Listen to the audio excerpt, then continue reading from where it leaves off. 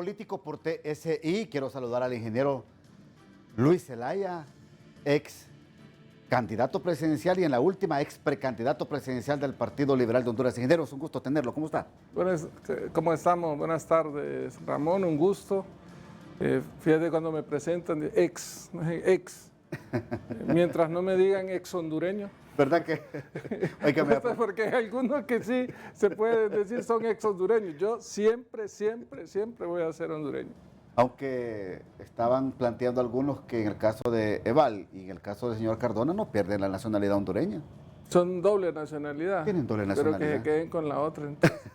No, pero fíjate que en ese punto yo sí estoy siendo crítico, porque según lo que leí, ellos venían tramitando esta doble nacionalidad, si es así, desde 2020-2021. Sí, correcto. Y eso es peligrosísimo, porque ellos eran funcionarios públicos, ellos tenían acceso a información sensible de seguridad nacional, se negoció un tratado limítrofe en el Golfo de Fonseca, hay temas en el paralelo 14 con Nicaragua, correcto. Y dos funcionarios de esa envergadura que tomaban decisiones estaban tramitando nacionalidad de otro país con los que tenemos conflictos limítrofes todavía.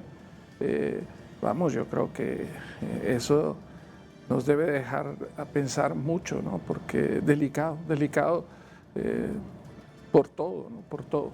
Lo cuestionable para ustedes es que siendo funcionarios actuales del gobierno anterior, estaban tramitando esta nacionalidad. Claro, porque tú tienes que negociar algo. Muchos hablan de dinero, ¿no? O sea, a saber cuánto pagaron. Puede ser, no lo sé, es muy probable. Pero yo veo de que eran funcionarios que tenían información sensible de la seguridad nacional de nuestro país y estaban en negociaciones de convertirse en nacionales de otro país con el que tenemos conflictos limítrofes. No es lo mismo que hubiesen sido funcionarios de Dinamarca, vamos, que, por decir un país que no tenemos nada, o Moldavia, lo que sea, pero con Nicaragua. Entonces, le debemos poner un poco más de atención a esos temas, ¿no? Le debe de poner más atención e investigar más las autoridades del país porque claro. Se habla de otra cantidad de exfuncionarios que también quieren seguir la misma línea, el mismo camino. 44, pero imagínate qué funcionarios son y qué información manejaban. Y para eso hay una inteligencia del Estado. O sea, fracasó la inteligencia del Estado. Y sigue fracasando la inteligencia del Estado. Tenemos que ver, hay que ver qué es lo que pasa. Pero en este caso específico de estos dos funcionarios, donde ya se estableció y se comprobó, sí falló, definitivamente. Le pregunto si sigue fallando porque creo que van 5 meses de gobierno actual. Debería de investigar también estos casos. Claro, debería de investigar, definitivamente. Y darlo a conocer al público. Y dar a conocer al público, porque se compromete la seguridad nacional de todos nosotros, de todos los hondureños, no de un partido político, es de todos los hondureños, porque los temas limítrofes que hoy tenemos, tanto en el Golfo de Fonseca como en el paralelo 14 con Nicaragua, siguen vigentes, ¿no? Y eso nos concierne a todos los hondureños. ¿Por qué es atractivo buscar Nicaragua? Gobiernos anteriores, funcionarios de gobiernos anteriores también lo hicieron, ingeniero. Sí, es que ahí no hay ideología, ¿no? Ahí ya eso pierde valor, ¿no? Ese tema de ideológico pierde valor y al final todos se cobijan bajo un manto de impunidad, y quien les pueda ofrecer ese manto de impunidad, en este caso Nicaragua, porque no tiene extradición con los Estados Unidos, bueno, entonces se refugian ahí, ¿no? Ha sido clara la ex primera dama de la nación y descartó que en su momento su esposo, el expresidente Hernández, haya también solicitado, como lo han aseverado otros sectores en Honduras, ¿verdad? Bueno, la información que yo tenía era que sí, que él tenía intenciones de irse a Nicaragua. Pero esa es la información que yo tengo, yo soy un ciudadano, o sea, no tengo información oficial, ni he sido funcionario público, ni nada. Pero sí la información que a mí me brindaban era que esa era su intención, ¿no? O sea, es difícil creer que no, cuando todos tus funcionarios más cercanos sí, tú no, pues es un poco difícil de creerlo, ¿no? Pero bueno, ¿qué pasaría en el camino? ¿Por qué no si lo hizo o lo solicitó el expresidente Hernández, por qué no se concretizó? ¿Qué pasaría? Tú sabes que es interesante eso. La ayuda que Estados Unidos le da a Nicaragua es casi exactamente la misma ayuda que le da a Honduras. La ayuda económica que recibe el gobierno de Nicaragua es casi exactamente la misma, muy similar a la de Honduras. Y es interesante porque se supone que Honduras somos aliados de los Estados Unidos y Nicaragua se supone que es contrario a Estados Unidos, pero la ayuda económica básicamente es la misma, ¿no? Entonces ese es otro punto que nos debe dar a llamar la atención. Entonces, ¿por qué razón no se dio? Bueno, eso yo creo que deben preguntársele a las autoridades nicaragüenses, ¿no? Ahora, ¿es tiempo, desde su punto de vista o no, ratificar este tratado marítimo que firmó el expresidente Hernández y Daniel Ortega en el tema de Honduras con el Golfo de Fonseca? Lo desconozco el tratado, creo que hay gente experta en eso, pero debería de verse si no lesiona los intereses del país. Si no lesiona los intereses del país, pues habría que ratificarse. Pero no solo está el tema del Golfo de Fonseca, recuerde que está el tema del paralelo 14 en el Caribe, donde está claro que hay petróleo, ¿no? Entonces, ahí es un tema sensible también que nadie lo toca.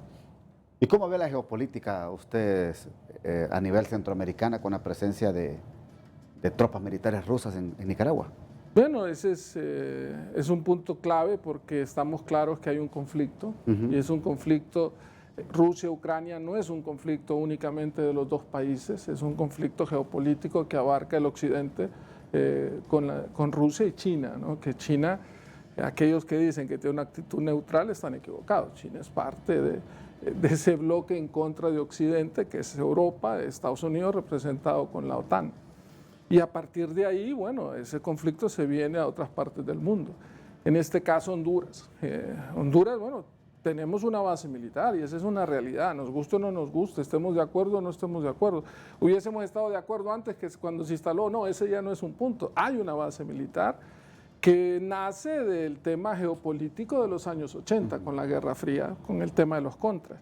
Y si tú tienes una base militar aquí y se instala otra o se llega a instalar otra en Nicaragua, pues ya vas a ser un punto de conflicto geopolítico ya desde un punto de vista bélico, ¿no? Y eso al final de cuentas quienes padecemos las consecuencias al final es la población hondureña que es ajena a ese tema, ¿no?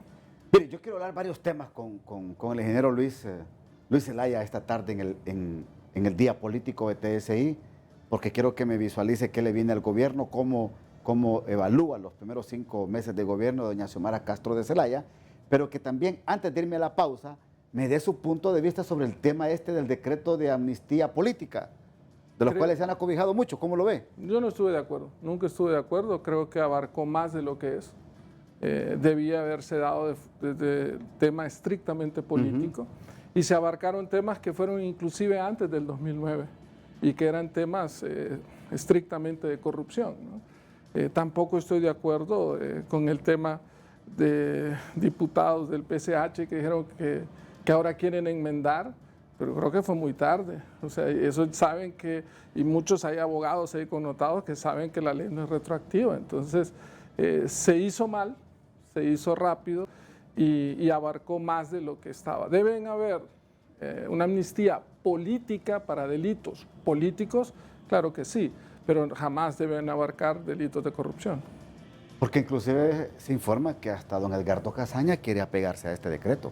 Actual yo creo que es vicepresidente del Congreso en este momento. No le extrañe que los que se han hecho nicaragüenses, que como usted me ha dicho, no perdieron la nacionalidad hondureña, la nacionalidad, dentro de 4 o 5 años traten de regresar acobijados bajo un esquema político, cuando ahí está el tema de los hospitales móviles, el de Yetayota, de las latas móviles, todo lo de la pandemia. O sea, que eso no tiene nada que ver con temas políticos. Entonces, para usted, ingeniero, hay que eliminar, hay que derogar este decreto de amnistía como está en estos momentos. Sí, pero si lo deroga ya está, porque ya los que se cobijaron ya está. O sea, al final el daño está hecho, lamentablemente, pero debe corregirse para futuro, sí, debería hacerse, ¿no? Perfecto. Vamos a la pausa, regresamos en Día Político por TSI.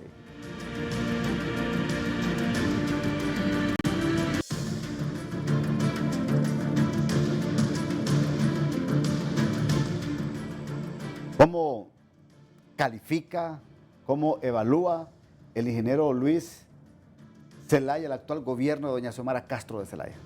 Creo que para evaluar al gobierno de Xiomara Castro tenemos que entender de dónde venimos.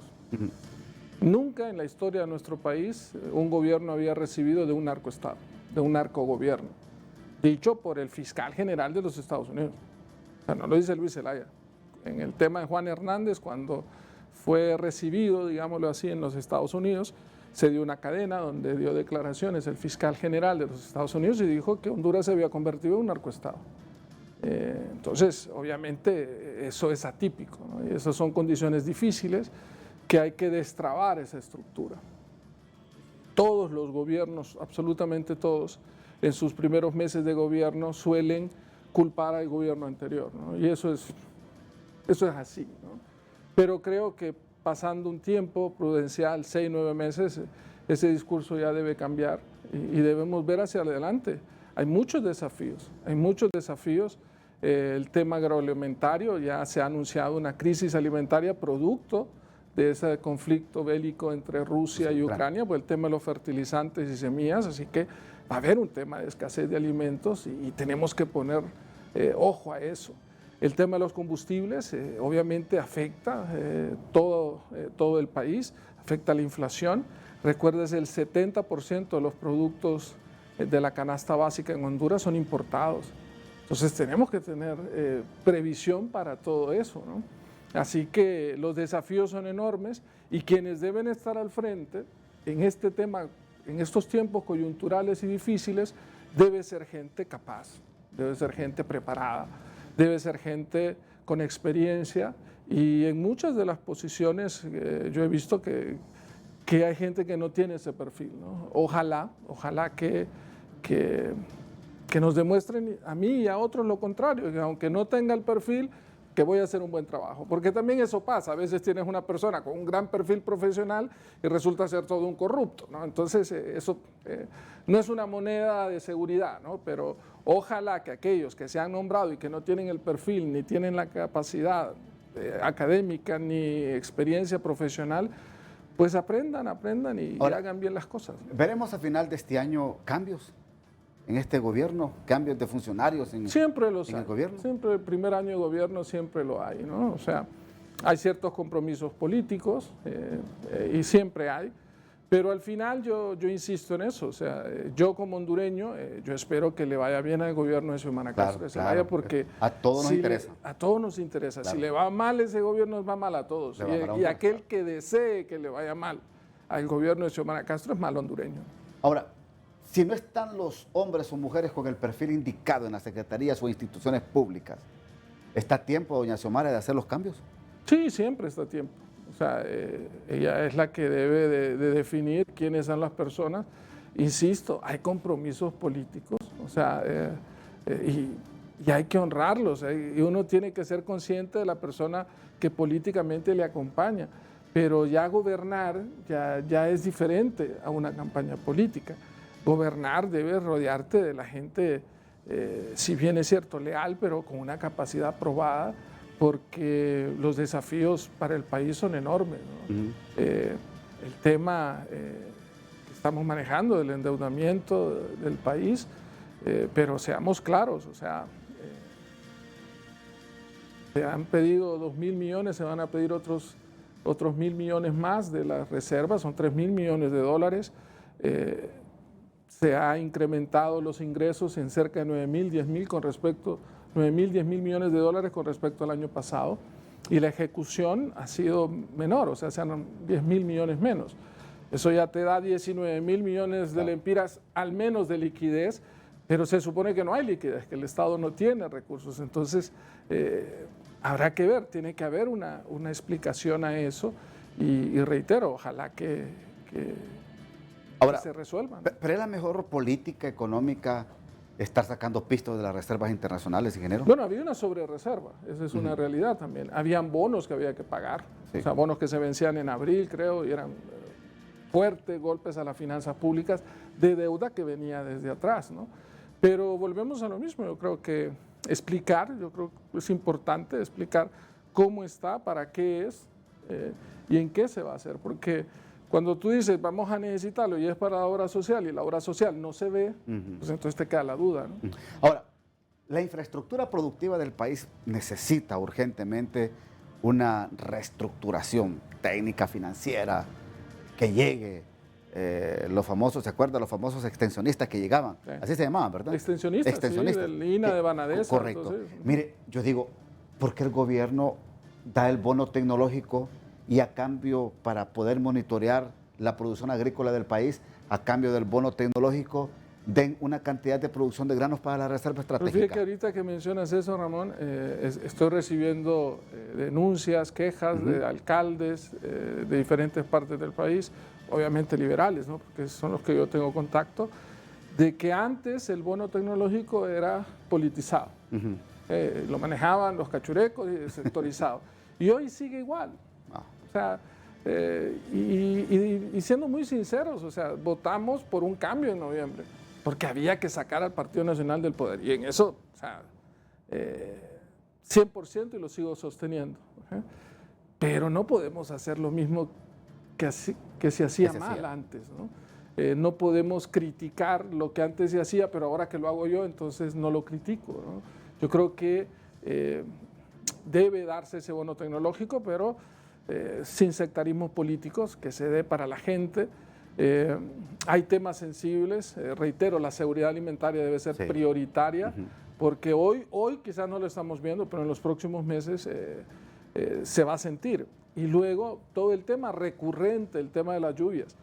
Una cantidad enorme de agua que cae en el país y te aseguro que dentro de 6, 8 meses vamos a estar otra vez con sequías.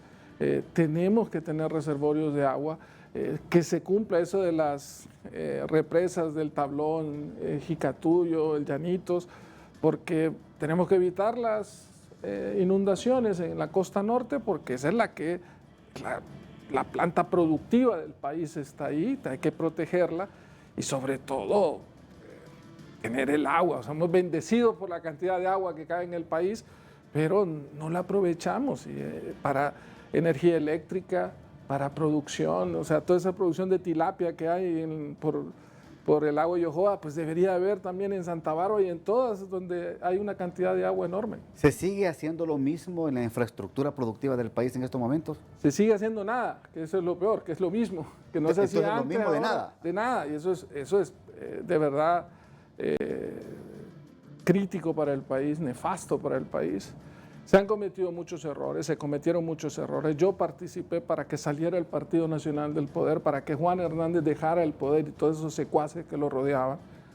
Me costó mucho de manera personal, de manera política, pero había que sacarlos. Y la alternativa en noviembre era libre con Xiomara Castro de Zelaya.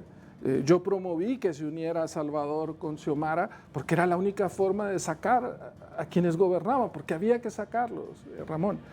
Pero el pueblo necesita de cosas diferentes.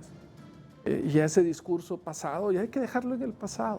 Hay que ver hacia el futuro y hacerle valer a la gente de que Honduras es un país que vale la pena, porque mira, ya van 14 muertos en esa tragedia que es del día a día, pero nadie se imagina, o sea, morir asfixiado en esa situación. Ahí los que murieron, los 14 hondureños, tienen familia, tienen hermanos, tienen padres, hijos, o sea, está con el tiempo a su favor Xiomara Castro de Zelaya, presidenta de Honduras, para poder observar estos cambios. Claro que estas sí. promesas de campaña, claro que sí. Este rescate al país en materia económica y financiera, claro que sí. Este rescate del país en materia educativa y en materia sanitaria, ingeniero. Creo que sí, o sea, pero seamos claros, o sea, todo gobernante, y en este caso Xiomara Castro de Zelaya, entran con un crédito electoral. La primera mujer presidente del país, ganó de forma contundente, el país encauzó en ella el fuera JOY, el fuera el Partido Nacional, y muchos sectores, no solo de Libre, 500,000 liberales al menos votaron por esa alianza, por esa coalición, y bueno, yo si puse un granito de arena para eso, porque yo promoví eso, ahí están. Pero al final ese crédito electoral se va disminuyendo con el paso del tiempo y lo que hace recuperar ese crédito electoral, ese crédito en la gobernanza es las acciones, ¿no? Las acciones de un buen gobierno. ¿Ha perdido crédito, doña Xiomara? Seguramente, pero está a tiempo de recuperarlo con buenas acciones, haciendo lo que esperamos todos los hondureños, pero la lucha contra la corrupción, pero ver hacia adelante, atacando los problemas del país, el tema, reitero, el tema de los combustibles, o sea, el tema de la inflación, cómo la vamos a controlar hacia lo que viene, el tema de la seguridad alimentaria, el tema de seguridad, o sea... Hay muchos retos. Señor. Hay muchos retos. Hay muchos retos. Tengo que ir a la pausa. Vamos a la segunda pausa y ya regresamos acá en Día Político.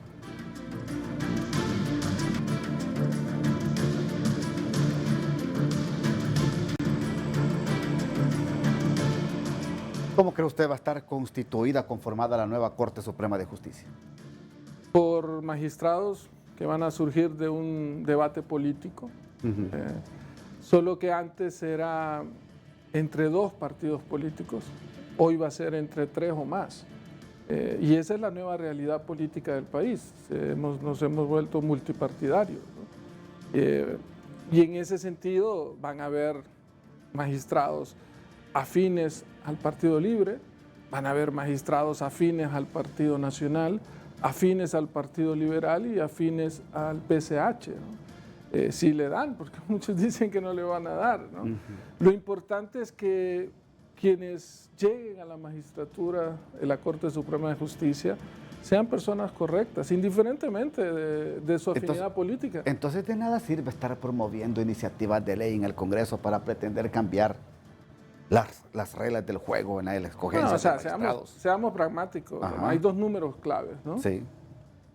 86, correcto, que es el número de votos que se necesitan en el Congreso para elegir a una nueva Corte Suprema de Justicia, y ese número no se llega si no es con el concurso del Partido Nacional. Esa es una realidad, ahí está.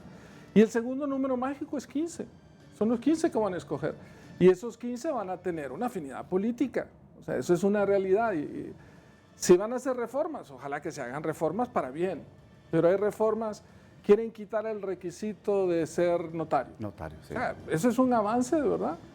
Eso es un retroceso. Al contrario, si van a hacer reformas, digan, bueno, en Estados Unidos hay gente mayor, o sea, vaya, que sean mínimo 50 años, que haya ejercido la profesión durante tanto tiempo, que no tenga vínculos, revisarlo, mucho menos con el crimen organizado. Pero hay un punto toral que yo estoy enfatizando y a mí me preocupa, y este es un llamado al presidente del Congreso Nacional, Luis Redondo. Él mismo en unas declaraciones dijo que del listado que le habían entregado a aquella comisión, recuerde, de extraditables, habían diputados actuales y exdiputados en ese listado.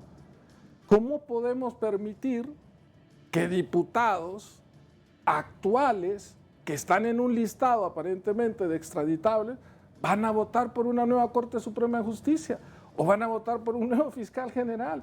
Es inaceptable. Entonces, empecemos por ahí y luego decidamos las mejores personas, porque van a ver, hay muy buenos abogados nacionalistas correctos, de Libre, personas correctas, del Partido Liberal, del PSH. Lo importante es que sean personas correctas. Ingeniero, ya se nos fue el tiempo. Gracias. Gracias, Ramón, un gusto. Se fue rápido el tiempo. Es un gusto siempre tenerlo aquí en el programa Día Político de TSI. A usted, amigo y amiga, gracias por su sintonía. Que pase una feliz noche.